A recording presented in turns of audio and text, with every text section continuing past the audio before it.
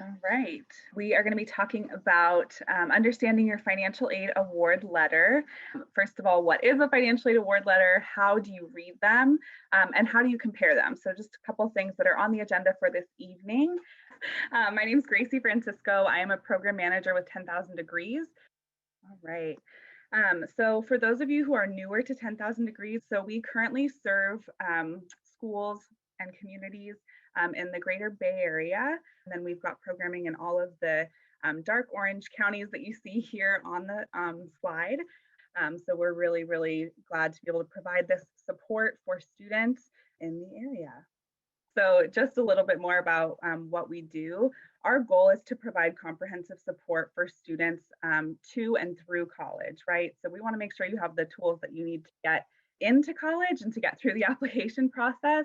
But then we also want to make sure that you have the tools and resources and support that you need to graduate from college. So we provide programming around college awareness and access. That's what I get to do, as well as financial aid advising and navigation. I'm sure you all know financial aid can be really complicated. So we want to make sure that everyone understands, where to go when you need support and how to understand the language that's used around financial aid. And we also provide community college transfer support, scholarships and financial aid management, support our students when they're already in college. We also do career and graduate school readiness. So we do internship placement and things like that. And then we also provide academic support. So we pair students with tutors, and we have tutors placed in classrooms to make sure that everybody has what they need to get through. So our goals for today, first of all, we're going to learn what an award letter is. We're going to see what they look like. We're also going to learn how to decode and translate an award letter. Again, it's different for every type, not even type of school system. Even, there are CSUs that use different kinds of award letters. So we're going to show you some examples so that you can kind of look and see what your award letters look like. And then we're going to give you an option that you can use for comparing your award letters so that you can kind of put everything side by side and really see what is the best financial fit for you.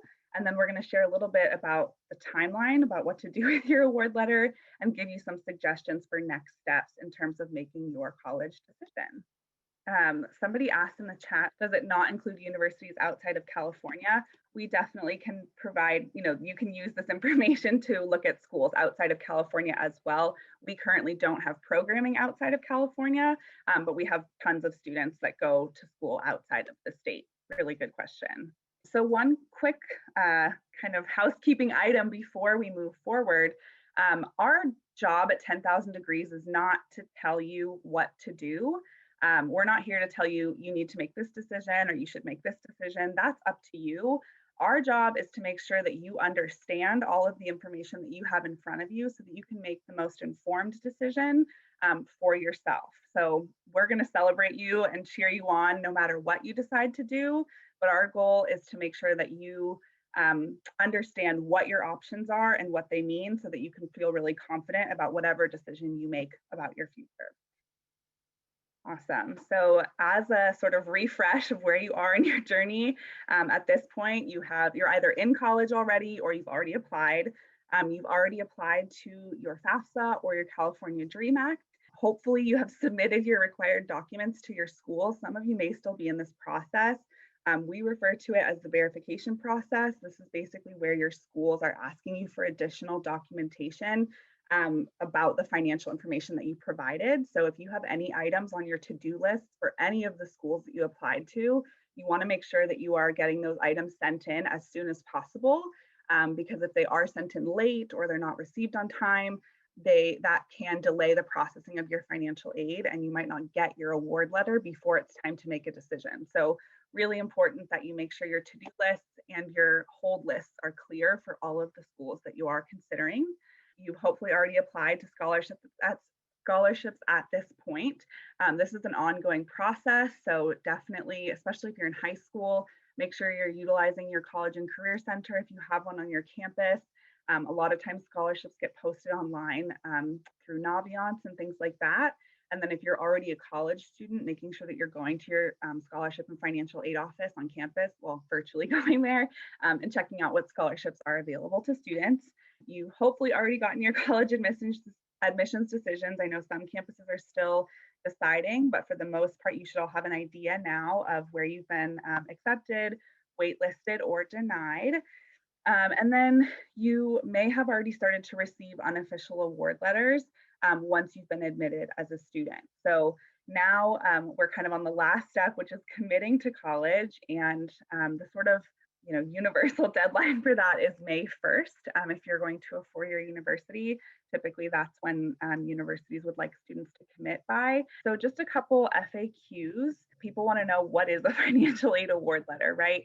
So this is really, it's just a document that includes the lists or it lists out the cost to attend any given school, and it details the financial aid specifically that they are offering to you based on the information that you provided to them.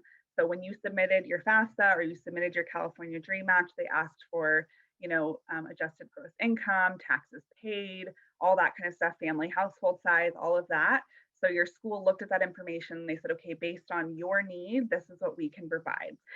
Sometimes they'll include the cost of attendance on the award letter. Sometimes they won't. When do students receive these offer letters? It really varies. So you're supposed to receive them shortly after you're accepted if you're going to a four-year university. Again, there can be delays if you aren't submitting the documents on your to-do list. So hopefully you will receive your financial aid award letter prior to May 1st. But if you have holds and things like that, you may not get it until after.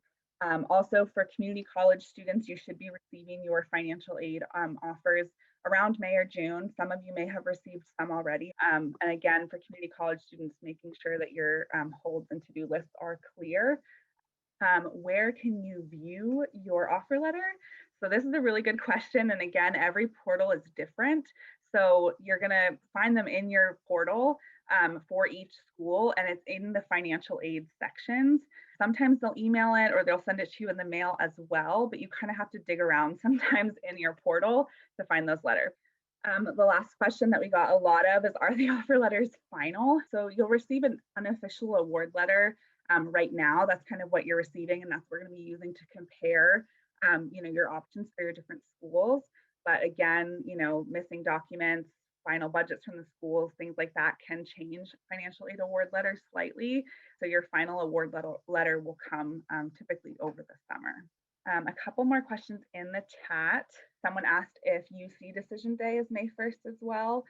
It is. Started notifying students like in mid-March, but yeah. And then another question that came up, someone said, are you supposed to get the offer letters from the scholarship that you applied for? And is it too late to apply for scholarships? So typically scholarships, if they're coming from an outside organization, they're not going to be included in the award letter from the college. If you're receiving an institutional grant or scholarship that's coming directly from the school, then that will be included in but a lot of times if you're like, let's say you applied to a scholarship from like your local Kiwanis club or something like that, that's not going to get factored into your award letter from the university.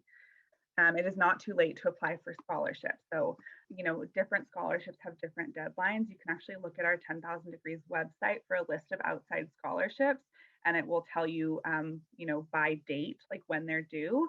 So this is actually kind of prime time for applying to scholarships. Some have earlier deadlines, of course, but there are definitely scholarships that are open year round. So if you haven't received an award letter yet, there could be a couple things going on. So you want to double check that you don't have any missing documents. That is the number one reason that award letters get delayed, is they're usually waiting on paperwork from you. So make sure that you've submitted that. If you've submitted something and it's still showing up on your to-do list, you can always reach out to the financial aid office and say, hey, I submitted my IRS return transcript. This is a busy time. Sometimes it does take them a little bit to get those items cleared off of your to-do list. Another thing you can do if you haven't received an award letter yet, you can call the financial aid office and just ask for an estimate, and they can typically get that out to you. So that way you can make a more informed decision. One more question that we've received a lot of this year, especially due to the pandemic, is, what happens if my parents income from 2019 is not the same as their income from 2020. Like, what if they've lost a job or their hours have decreased? And let your financial aid office know that there has been like a change of circumstances with your financial aid, and they'll typically have a form that you can fill out, like an amendment, basically saying, our income in 2019 was this, and this is the information that was on my Fafsa or DREAM Act. But in 2020, our income changed. Can I get an updated award letter? And they can typically get that out to you. This is a quick refresher, but we just want to do a reminder about, what is financial aid even comprised of? The first is gift aid, right? So that's grants and scholarships. That's money that does not need to be paid back. A couple examples of this would be the Pell Grant, which is the grant that you can receive from the federal government if you apply to the Fafsa. If you live in California, there's also the Pell Grant. You will qualify for that if you submitted a Fafsa DREAM Act and met the AB 540 requirements. And then any scholarships, so like the 10,000 degree scholarship or any local scholarships that you applied to. The next type of aid is called work study, basically just money that you can earn through a job on campus that you can use to supplement your, payments that you're making towards tuition or housing. Students work at the library or in the cafeteria, at the bookstore, can work in the financial aid office. Every campus has a job search system, and they will tell you like which jobs are available for work study.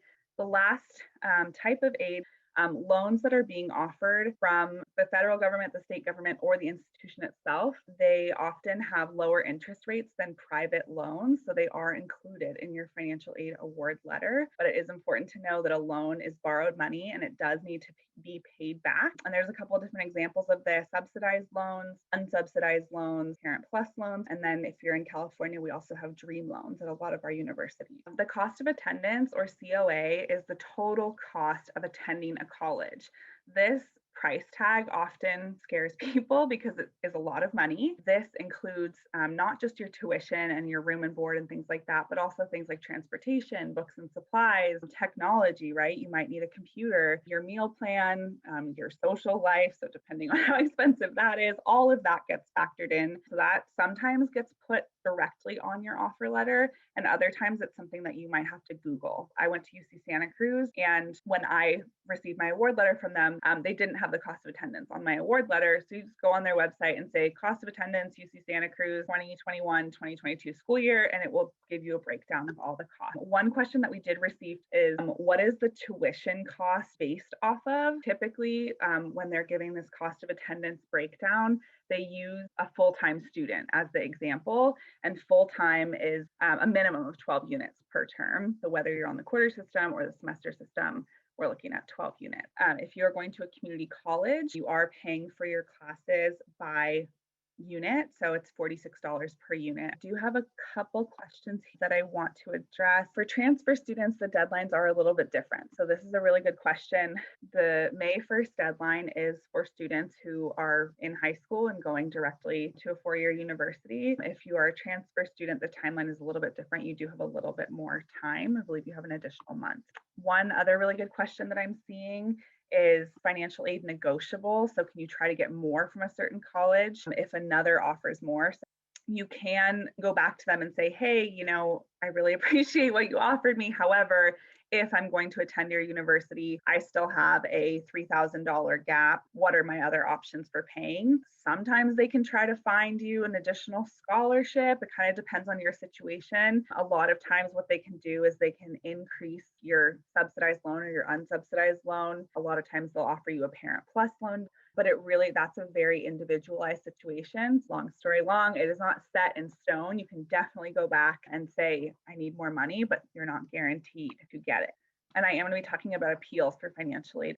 A little bit more terminology that I want to cover here so everyone kind of understands, because sometimes you'll see this, language on the award letter. So fixed direct costs are non-negotiable and they appear in your school's billing system. So tuition is going to be the same for every student. The only situation where tuition is different is if you are an out-of-state or a non-resident student. So like, let's say you're going to go to a public university in Colorado, then you would be charged non-resident tuition, which would be more expensive than a student who is in state. Flexible direct cost. This can be reduced based on your preferences as a student. This would be something like housing. If you are living in a single room, that's going to be more expensive than if you're living in a double or a triple. If you decide that you want an unlimited meal plan so you can eat whenever you want, that's obviously going to be more expensive than if are living off campus and don't need a meal plan, or if you have like 5-day meal plan or something like that. So those can definitely change based on your preferences. That's probably the easiest way to reduce your costs, is to look at your living situation, your room and board. So flexible indirect costs, this is something that's not charged by the school. So you're not charged for books and supplies by the school. You can go buy them from an independent seller. Your personal care items, that's not going to get charged to you by the school. That's something that is going to be flexible. What happens with these financial aid award letters is the school looks at their cost of attendance. So let's say your school has an annual price tag of $26,800. And what they do is they subtract all of the grants that they've offered you, the work study, the scholarship, and the loans. That's kind of how you get a better idea of what you're actually expected to pay out of pocket. I'm going to show you here a couple examples of different types of award letters. On the left side of the screen, we have an award letter from USF. On the right side of the screen, we have an award letter from UC Davis. These are actual award letters from students who applied this year. Their personal information has been redacted. These are accurate award letters. So you'll see they have different looks. They provide different information. With the USF example on the left, you'll see that they break down the estimated cost of attendance at the top of the screen. And then they kind of break it down. So they look at this is for the individual student, and they said, okay, based on this student's merit, they're getting $16,000 scholarship specific to the institution. They are going to receive an additional tuition grant from the university for $13,000. And this student has also been awarded Pell Grant A because of their GPA and financial need. So the total amount of gift aid that they're receiving is $38,084 for the year. Then they obviously know that there's a difference between this number and this number. So they offer the best type of loan first, I would say, which is the federal direct subsidized loan, which is $3,500 for the year. And then they offer the unsubsidized loan, which is $2,000 for the year. Now, somebody asked, what's the difference between a subsidized loan and an unsubsidized loan? So with a subsidized loan, interest does not get charged while you are a student. So while you are enrolled, you are not being charged interest on that loan. You also have a 6-month grace period after you graduate from college before you need to start making payments and before they start charging interest on those loans. For the unsubsidized loan, you are charged interest while you are in college. So that is something that's really important to know, is that, if you take out a $2,000 loan in your freshman year, you're going to be charged interest, and interest compounds the entire time that you're in college. You still do have a 6-month grace period after you graduate before you need to start making payments, but there is that interest to take into consideration. Subsidized loan is definitely that we would suggest as the first option, and then unsubsidized would be next. They also offered this student, work, so they could earn up to $4,200 per year towards the cost of their education. And so then they're saying here, we've offered you $47,784 in aid. Clearly, that doesn't meet the need here, and so the student and their family needs to come up with the rest of that money. So that's for a private school. With a UC school, you'll see with Davis here on the side, the award letter definitely looks a little bit different. So they do give an estimated cost of attendance down at the bottom, and then at the top, they give the estimated award amount. Somebody asked, how do we know if we're eligible for a direct subsidized or unsubsidized loan? So it will be on your award letter if they're offering it to you. Someone asked, are work study jobs typically at or above minimum wage? It really depends on the campus. So some students decide that they're going to get a job off campus because they're able to get more hours there, or maybe they're making more money. One of the perks to getting a work study job is that they're really flexible with you. So they understand that you're a student first. And so let's say you have finals, they're like, okay, we're only going to schedule you for like 10 hours this week instead of your regular 20 so that you have time to study. Or, oh, your class schedule changed, let's change your work hours. So there's kind of different benefits to having a work study job. Somebody asked, how do I actually accept the awards? That's a really good question. So usually the free money gets automatically accepted because they assume that you're going to want the free money. And then once you've committed to a school, that is when you can, go in and accept the award amount. Also, if you're offered, let's say you're offered $3,500 in a subsidized loan, but you only need 3,000 of it, you can just go type in the box like 3,000, and then you have to go through loan counseling online before you can actually accept your loan. So really important that you do that loan counseling and you actually pay attention, because you are committing to paying back this money. And so you want to know what the interest rates are, what your payment plan is going to be for paying it back, when you're expected to start making payments, all of that. Somebody asked if the estimated fees and tuition figure is for a whole year or for a semester. It is for a whole year. And sometimes the award letters will break it down by semester or by term, but it depends on the school. But typically they do it for the whole year. Someone asked if you can apply for a Parent Plus loan, or is it part of the award letter? A lot of times it gets offered on the award letter, but if they don't offer it to you and you need it, you can also reach out to the campus and ask for it.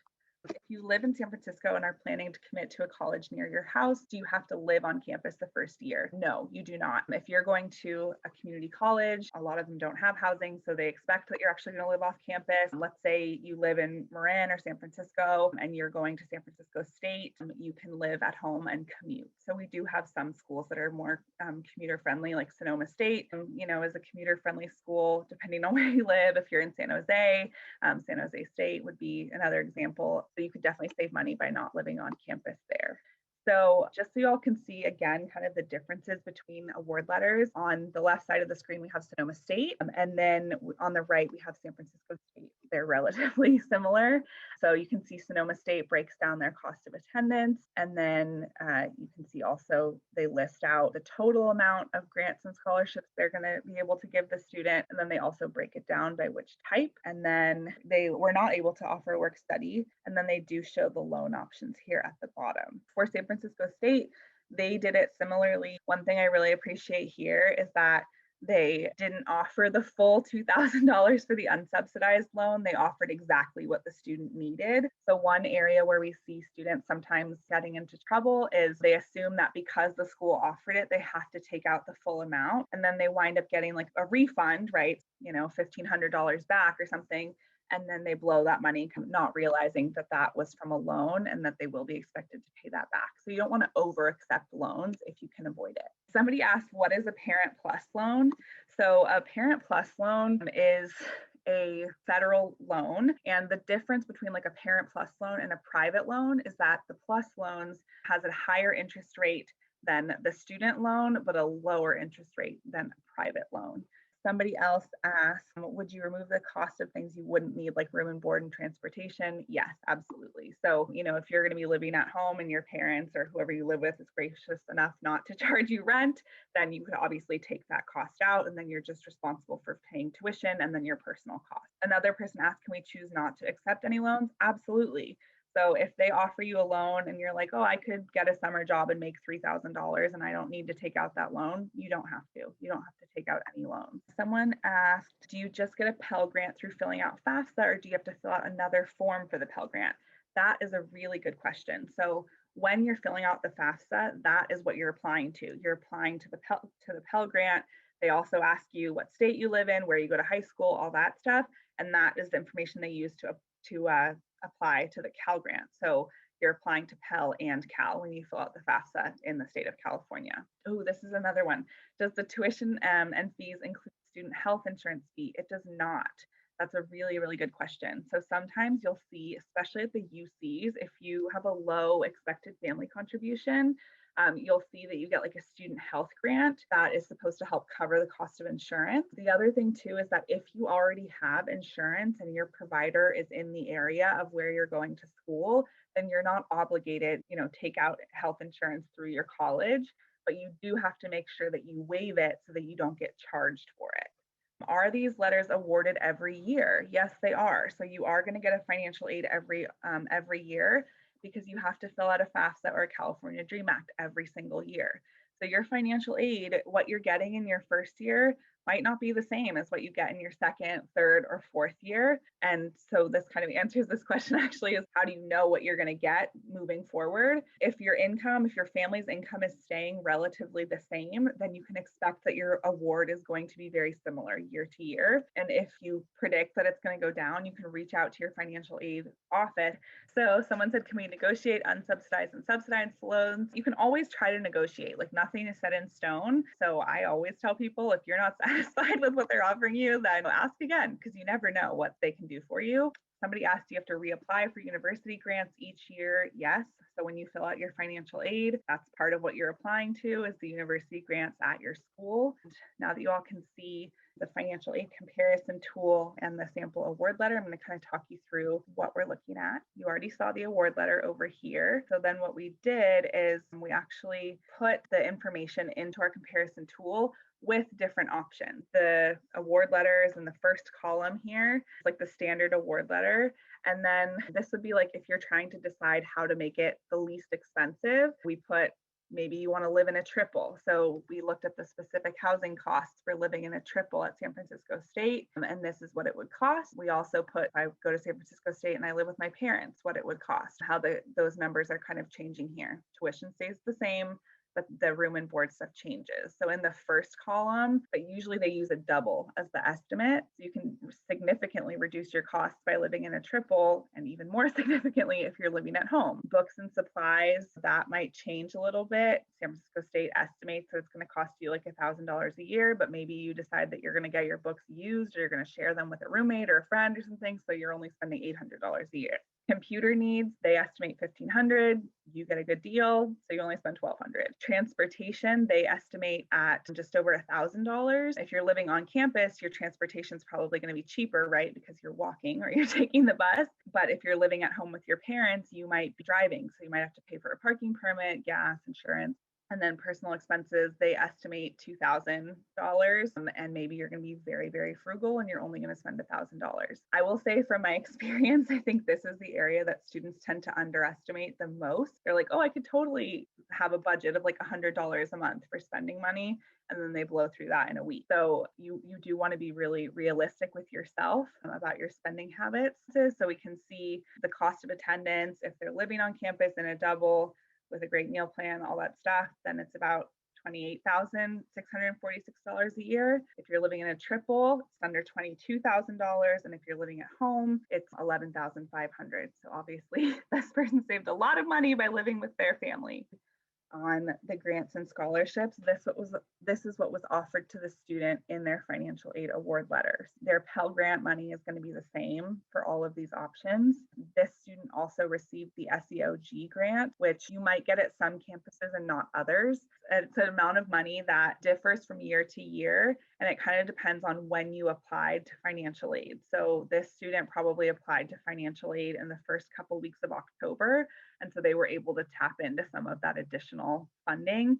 They might not get it the following year. They might get more the following year. So that's why it's really important that you apply to financial aid early to optimize your chances of any additional funding. Their Cal Grant amount is going to be the same regardless of any of these options. This student was not offered any institutional grants. So let's say they got $2,000 in other scholarships. Their award amount is going to be the same regardless of whatever options they choose here. So then if you're looking here, you can also see work study getting factored in, and then we kind of update again, right? So what's the total unmet need? This is the cost of attendance minus grants minus work study. So if they're living at home, they're actually making money by going to school. They're making about $3,000. You can use that money to either save for the following school year, or use that towards other personal expenses that come up unexpectedly or things like that. If they live in the triple room, they're still about $3,500 shy of what they need to cover all their costs.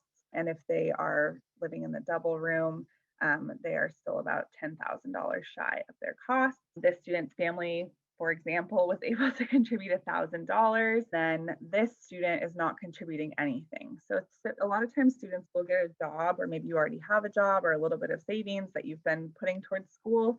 So this number could definitely be different for you. You get a further updated number here. And then we also, here at the bottom, we factor in loans. In the first column, you'll see this would be like if the student took the full subsidized loan and the unsubsidized loan, which would mean that their total loan burden for the year is $4,429. We're looking in the next column, if they took a triple, and that they have enough to cover all of their costs. If they just take out the $2,500, they're living at home, they don't need to take out any loans. Okay, if the school offered zero federal direct subsidized or unsubsidized loans, are you expected to just pay out of pocket? Yes. However, if you can't afford that, you can go to the financial aid office and say, hey, I can't afford that. Is there any way I could be considered for, subsidized or unsubsidized loans? And then they can send you an amended award letter. Someone said, would you get an award summary if you're in high school, or will I be able to earn it when I get into college? So you should get a financial aid award letter when you're in high school. So high school seniors, you should be receiving this information now, very soon from your campuses. Someone said, I didn't hear the part where you talked about if it's necessary to live on campus the first year. If you already live close, it is not. Sometimes you'll have to fill out a form like saying, I live within 10 miles of the campus, so I don't need to live on campus, but you don't have to if you live close by. Does the interest on Parent Plus loans start as soon as it's given, or is it deferred until graduation? It starts as soon as it's given. So one thing also that you can do to kind of work with the cost is if you take out the Parent Plus loan, you don't have to wait until your student has graduated in order to start paying it back. If work extra hours and you get an extra $100, you can put it towards that earlier to try and keep the interest rate down, because interest does compound. So anything you put towards that loan will be helpful. You can also reach out to the financial aid office and ask if they offer payment plans. And sometimes you can apply for a payment plan where you're actually doing monthly payments directly to the institution rather than having to take out a loan. So that is an option that you can consider as well before taking out a loan. Someone said, when will we receive the Fafsa? I'm not sure what that means. So the Fafsa opened on October 1st and the priority deadline was March 2nd. If you haven't filled out the Fafsa yet, you still can. You're just not considered a priority student. In most cases, you still get some sort of financial aid. So it's definitely worth applying to if you haven't yet. Will the cost of attendance change, or is it a fixed amount? The cost of attendance is always going up, unfortunately. Yeah, tuition can change. You'll be notified. It won't change mid-school year, but you will be notified if tuition is going to change. But the cost of attendance, again, can be very flexible based on room and board, like that. Those prices might change. Your books are subject to change. Someone said, what if you're not eligible for work study? You can always get a job off campus if you want to earn more money towards your education. And then someone said, what time do you reapply for FAFSA? The application opens on October 1st every year, and the priority deadline is always March 2nd. So that is something you can put those dates in your calendar now. Someone said you can keep the change of all your aid. That's an interesting way to put it. So yeah, let's say you're going to community college and you qualify for the Pell Grant. You can, basically what will happen is the money gets dispersed to the financial aid office at your school. They look at your account and they say, okay, we're going to use this money to pay for your tuition. We're going to use this money to pay for, your student activity fee, whatever it is. And then, you have $3,000 left over. I'm just making up these numbers. Then you'll either receive a check in the mail, or you can sign up for direct deposit, and that money will come back directly to you. And you can use that money to cover other costs that come up. So, whether it's transportation costs or you need it for housing, if you have a surplus, you can definitely use it towards other costs that are going to support you as a student. Someone said, for the Cal Grant, how can I add it on the award? And what if you accept the work study but end up not working the entire year? So those are both really good questions. For your Cal Grant, you need to create a Web Grants for Students account. This is something else that we can send out in the follow-up resources, but you should have received an email from Web Grants for Students, or actually a letter in the mail instructing you with what to do next for your Cal Grant. So you'll create a Web Grants for Students account. You'll see if you were awarded the Cal Grant, what kind. That's how you'll know how much you're receiving for the Cal Grant if it's not on your award letter for some reason. You also need to verify, if you're a high school student, you need to verify that you graduated from high school so they can disperse your Cal Grant. So make sure you do that after you graduate. And then if you accept work study and you don't end up working the whole year, you're still responsible for covering that cost. So let's say you earn, like, they offer you $4,000, you only earn $3,500, then you owe them $500. As a Parent Plus loan for U.S. citizens, if so, are there parent loans for undocumented parents or students? This is a really good question. So yes, the Parent Plus loans, because it's a federal loan, your parent does need to have a social security number, or they need to have an A number through a green card to be considered for those loans. And if they are not documented, then some universities, like, they might have like an institutional loan that the parent could take out or the student could take out. So in California, it's actually very common now for most of our UCs and CSUs to have institutional loans for undocumented students. So you'd have to ask your campus specifically if that's your case. And you can definitely come to us as well if you have questions about that. We can help you more individually with your situation, because that is a common situation. Thank you for asking that question. Could you cover the process of appealing your financial aid award? So it's, again, different for every campus. Basically, if your financial aid award doesn't work for you, you need to go back to your financial aid office. You can either call them or email them and give them a compelling reason why it doesn't work for you. So you can say, my family's income has changed, or my income has changed. You need to give them some numbers, and they'll probably ask for like the most recent tax return, or they might ask for like a bank statement or a copy of a paycheck or something like that. And then they can give you a new award letter if they see fit. So you just have to go to your individual financial aid office. Each office has a different process. Some of them have a form that you fill out. Some of them, if you're going to a private school where it's smaller, like maybe you just communicate individually with someone and they can amend things on their end and then send you a new letter. So it really depends on your school, but you just need to go to the financial aid award office. Can students still apply for scholarships in college? Yes, absolutely. Apply to scholarships every single year. Don't forget about it. You can treat it like a job. You should be applying to scholarships as often as possible. If you were to cancel and stop going to a university and want to go to a community college, does the university give back the money you gave them for the year? That is a really good question. So it depends on at what point you make that decision. So if you're like, if classes have already started and you decide to withdraw, you don't get your money back and you get W's on your transcript. But if you decide, over the summer, you're like, actually, I don't want to enroll at this campus, and you haven't paid anything yet, then you just need to notify them that you're actually withdrawing your admissions so that they don't charge you. Since the initial award letters are able to change, will there be situations when the school reduces the amount you are awarded? I was told that if I received private scholarships that my award might be reduced, hopefully starting with the loans. Really great question. Yes, they can't take away your like federal or state money. So your Cal Grant can't be reduced, your Pell Grant can't be reduced. But yes, they will start with the loans, and then they would go to work study next to reduce the amount that you're receiving. Does the school have to directly offer you work study, or do you apply for work study? So typically it will show up in your award letter if you're eligible for it. If it's not on your award letter, but it is something you're interested in, you can always do the financial aid appeal process and let them know that you want to apply for work study. How many years can you apply for Fafsa? Is it 4 or 6? You can receive your Pell Grant for up to 6 years, but your Cal Grant you can only receive for 4 years. My school website says that appeals start on May 1st. Do I wait until May 1st to contact them about my income change, or do it now? I would do it now just to let them know. And then that way, if they send out like an e-blast or something saying like, we're open for appeals, here's the letter, then you would be on their list. And then let's see, if you commit to a college, but change your mind shortly after, can you still commit to another college as long as it's before their deadline? Yes, just make sure that you get like in writing that you've withdrawn so that you don't get charged tuition.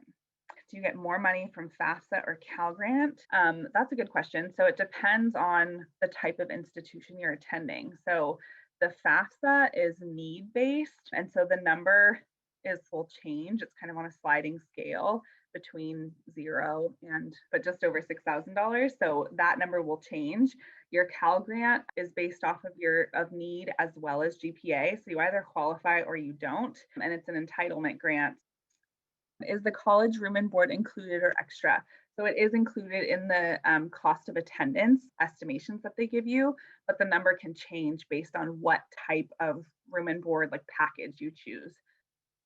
Can you receive a Pell Grant for a private school out of state? No, you cannot. If you want to receive Pell Grant money, you have to have graduated from a California high school, have attended school for at least 3 years in California, and then you have to be going to college in state. And that is the same whether you fill out the FAFSA or the California Dream Act. Will you need to notify the university if you switch housing plans? For now, I'm thinking of living with my parents instead of on campus. Yeah, so that can change year to year. Let's say you want to live at home during your first year, but then during your second year, you've had some time to save money and whatnot. You want to move on to campus, then you would just apply for housing for that second year. Somebody said I was waitlisted to a college I wanted to attend. I have a second choice. Can I commit to the second choice before the deadline while also accepting the waitlist for the college I want to attend? Yes, you can. Just make sure that if you get off the waitlist at the other school, that you notify the previous school that you're not going to be going there anymore. Do we have to wait until we graduate to pay back unsubsidized loans? No, you can start paying back loans as soon as you get them if you really want to. Or if you're working a summer job and make some extra money, then you can definitely start paying them back early. FAFSA and Pell Grant qualifies for a certain amount of years. Does that mean it stops at a certain age? So it's not an age cutoff, it's the number of years that they'll award you.